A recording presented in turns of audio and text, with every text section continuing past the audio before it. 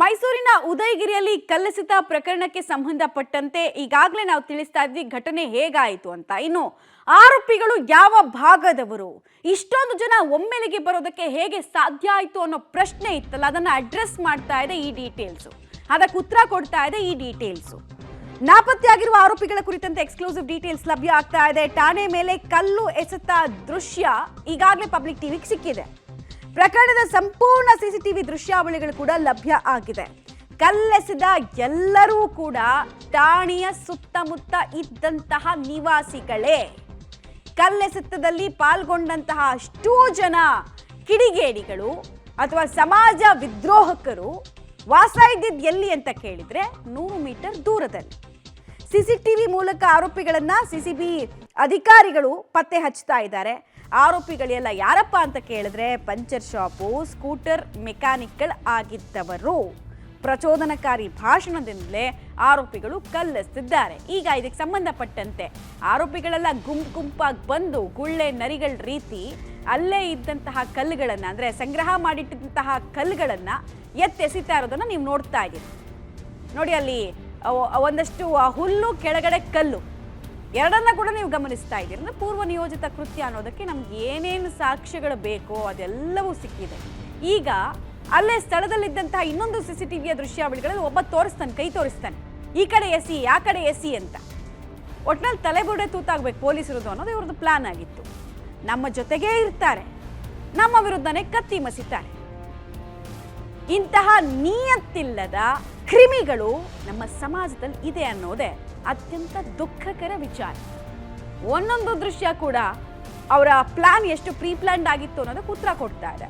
ಈಗ 3ನೇ ದೃಶ್ಯ ನೋಡಿ, ಎಲ್ಲ ಸೇರ್ಕೊಂಡು ಗುಂಪಾಗಿ ಬಂದು ಏನೋ ದೊಡ್ಡ ಸಾಧನೆ ಮಾಡೋಕೆ ಹೊರಟಿರೋ ಹಾಗೆ ಕೆಲವರು ಮೊಬೈಲಲ್ಲಿ ಮಾತಾಡ್ಕೊಂಡು ಬಂದು ಇನ್ನೊಂದಷ್ಟು ಜನರನ್ನು ಸೇರಿಸೋದಕ್ಕೆ ಅಷ್ಟೇ. ಬೇಸಿಕಲಿ ಯಾವನೋ ತಲೆ ಕೆಟ್ಟಂತಹ ವ್ಯಕ್ತಿ ಪ್ರಚೋದನೆಯನ್ನ ಪಡಿಸ್ತಾನೆ ಅಂದ್ರೆ ನಮ್ಮ ತಲೆಯಲ್ಲಿ ಮೆದ್ಲಿಡ್ಬೇಕಲ್ವಾ? ನಾವು ಪ್ರಚೋದನೆಗೆ ಒಳಗಾಗಬೇಕಾ ಬೇಡವಾ? ನಮ್ಮ ಕುಟುಂಬದ ಕತೆ ಏನು? ಇಷ್ಟು ಜನ ಅಲಿಬೇಕು ಕೋರ್ಟು ಕಚೇರಿ ಅಂತ. ಇವ್ರಿಗೆ ಕ್ಲೀನ್ ಚಿಟ್ ಸಿಗುತ್ತೋ ಅಥವಾ ಶಿಕ್ಷೆ ಆಗುತ್ತೋ ಸೆಕೆಂಡ್ರಿ, ಅದು ಅಲಿಬೇಕಲ್ಲ ಅಷ್ಟು ವರ್ಷ ಕೋರ್ಟು ಕಚೇರಿ ಅಂತ.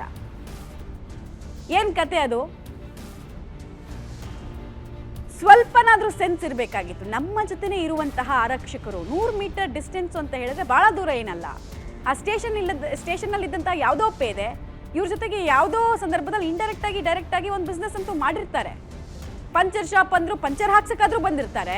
ಮೆಕ್ಯಾನಿಕ್ಗಳಂದ್ರೆ ಗಾಡಿ ಕೆಟ್ಟೋಗೋ ಟೈಮ್ನಲ್ಲಾದ್ರೂ ಬಂದಿರ್ತಾರೆ. ನೋಡಿ, ನಿಯತ್ತಿದೆಯಾ ಇವರಿಗೆ?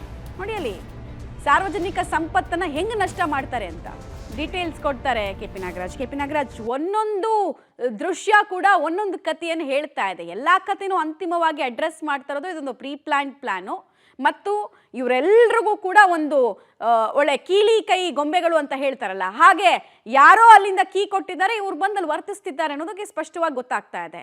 ವಾಟ್ ಈಸ್ ಮೋರ್ ಶಾಕಿಂಗ್ ಅಂತ ಹೇಳಿದ್ರೆ, ಆ ಪೊಲೀಸರನ್ನ ದಿನನಿತ್ಯ ಇವರು ಒಂದಲ್ಲ ಒಂದು ಸಂದರ್ಭದಲ್ಲಿ ನೋಡ್ತಾ ಇದ್ದವ್ರೆ. ಅವರೇ ಅವ್ರ ವಿರುದ್ಧ ಕತ್ತಿ ಮಸಿತಾರೆ ಅಂದ್ರೆ ಸಮಾಜದಲ್ಲಿ ಎಂತೆಂಥ ವಿಷಕಾರಿ ಮಾನಸಿಕತೆಗಳು ತಯಾರಾಗಿದೆ ಆಲ್ರೆಡಿ ಅನ್ನೋದು ಪ್ರಶ್ನೆಗೆ ಬರುತ್ತೆ, ಆತಂಕಕ್ಕೆ ತಳ್ಳುತ್ತೆ. ಅದರ ಜೊತೆಗೆ ಮಮತಾ, ಎಷ್ಟರ ಮಟ್ಟಿಗೆ ಇವರು ಪ್ರಚೋದನೆಗೆ ಒಳಗಾಗಿದ್ದಾರೆ ಅನ್ನುವಂಥದ್ದು. ಅಂದರೆ ಇನ್ಸಿಡೆಂಟ್ ಟಕ್ ಅಂತ ಇವ್ರನ್ನ ಇಷ್ಟರ ಮಟ್ಟಿಗೆ ಪ್ರಚೋದನೆ ಮಾಡಿದ್ದಾರಾ, ಅಥವಾ ಈ ಪ್ರಚೋದನೆ ಕಾರ್ಯಗಳು ನಿಧಾನವಾಗಿ ಆ ವ್ಯಾಪ್ತಿಯಲ್ಲಿ ಬಹಳ ದಿನಗಳಿಂದಲೂ ಕೂಡ ನಡೀತಾ ಇದೆಯಾ, ಅಥವಾ ಪ್ರಚೋದನೆ ಮಾಡುವಂತಹ ರೀತಿಯಲ್ಲೇ ಈ ಹುಡುಗರನ್ನ ಬೆಳೆಸಿದಾರ ಅನ್ನುವಂಥದ್ದೇ ಇರುವಂತಹ ಪ್ರಶ್ನೆ. ಯಾಕೆಂದರೆ ಈ ಒಂದು ಉದಯಗಿರಿಯ ಪೊಲೀಸ್ ಠಾಣೆಯ ಮೇಲೆ ಕಲ್ಲು ಎಸೆದಿರುವಂಥವ್ರು ಎಲ್ಲರೂ ಕೂಡ ಠಾಣೆಯ ಸುತ್ತಮುತ್ತ ಇರುವಂಥ ಏರಿಯಾಗಳಲ್ಲೇ ಇರುವಂಥವ್ರು. ಹೆಚ್ಚು ಕಡಿಮೆ 100-200 ಮೀಟರ್ನ ಸುತ್ತಮುತ್ತ ಏರಿಯಾದಲ್ಲಿ ಇರುವಂತಹ ಹುಡುಗರುಗಳೇ ಈ ರೀತಿಯಾಗಿ ಏಕಾಏಕಿಯಾಗಿ ಬಂದು ಗುಂಪನ್ನು ಸೇರ್ತಾರೆ. ಯಾವಾಗ ಅಲ್ಲಿ ಒಂದಿಬ್ಬರು ಮೂವರು ಪ್ರಚೋದನಕಾರಿಯಾದಂತಹ ಮಾತುಗಳನ್ನು ಹೇಳ್ತಾರೆ. ಅಂದರೆ ನಾವು ನಮ್ಮ ದೇವರಿಗೋಸ್ಕರವಾಗಿ ತಲೆಯನ್ನೇ ಕಟ್ ಮಾಡಿಕೊಟ್ಬಿಡ್ಬೇಕು, ನಾವು ನಮ್ಮ ದೇವರಿಗೋಸ್ಕರವಾಗಿ ನಮ್ಮ ಮಕ್ಕಳನ್ನೇ ಬೇಕಾದ್ರೆ ಬಲಿ ಕೊಡಬೇಕು ಅನ್ನುವಂತಹ ದಾಟಿಯ ಪ್ರಚೋದನೆಯನ್ನು ಏನು ಮಾಡ್ತಾರೆ, ಆ ಪ್ರಚೋದನೆ ಹಿನ್ನೆಲೆಯಲ್ಲಿ ಇದ್ದಕ್ಕಿದ್ದಂಗೆ ಯುವಕರ ಗುಂಪು ಉದ್ವಿಗ್ನಗೊಳ್ಳುತ್ತೆ. ತದನಂತರದಲ್ಲಿ ಏನು ಆಯಿತು ಅನ್ನೋದಕ್ಕೆ ಈ CCTV ದೃಶ್ಯಾವಳಿಗಳೇ ಸಾಕ್ಷಿ ಹೇಳ್ತಾ ಇದ್ದಾವೆ. ಅಂದರೆ ಕೆಲವರು ಹೇಳ್ತಾ ಇದ್ರು ಯಾರೋ ಬಂದಿದ್ರು, ಯಾರೋ ಏನೋ ಮಾಡಿದ್ರು. ಯಾರು ಏನು ಮಾಡಿಲ್ಲ ಮಮತಾ. ಮಾಡಿರುವಂಥದ್ದೆಲ್ಲದೂ ಕೂಡ ಉದಯಗಿರಿ ಪೊಲೀಸ್ ಠಾಣೆಯ ಸುತ್ತಮುತ್ತ ಇರುವಂತಹ ಈ ಪುಂಡ ಹುಡುಗರು. ಈ ಹುಡುಗರನ್ನು ಕೆಲವರು ಪ್ರಚೋದನೆಯನ್ನು ಮಾಡಿಕೊಂಡು ಈ ರೀತಿಯಾಗಿ ಗಲಾಟೆ ಮಾಡೋದಕ್ಕೆ ಪ್ರೇರೇಪಣೆ ಆಗಿರುವಂಥದ್ದು. ಒಂದು CCTV ದೃಶ್ಯವನ್ನು ಗಮನಿಸ್ತಾ ಇರ್ಬೋದು ಮಮತಾ ತಾವು. ಅಲ್ಲಿ ಒಂದು ಕಡೆಯಲ್ಲಿ ಕಲ್ಲುಗಳೆಲ್ಲ ಸ್ಟಾಕ್ ಮಾಡಿದ್ದಾರೆ. ಆ ಕಲ್ಲುಗಳು ಯಾಕೆ ಸ್ಟಾಕ್ ಆಯಿತು ಅನ್ನುವಂಥದ್ದು ಭಾಳ ಇಂಪಾರ್ಟೆಂಟು. ಅದೇನು ದಿಢೀರ್ನೆ ಮೇಲಿಂದ ಬಿದ್ದಿದ್ದಂಥದ್ದಲ್ಲ, ಅವೆಲ್ಲವೂ ಕೂಡ ಅಲ್ಲಲ್ಲೇ ಸ್ಟಾಕ್ ಆಗಿರುವಂತಹ ಕಲ್ಲುಗಳು.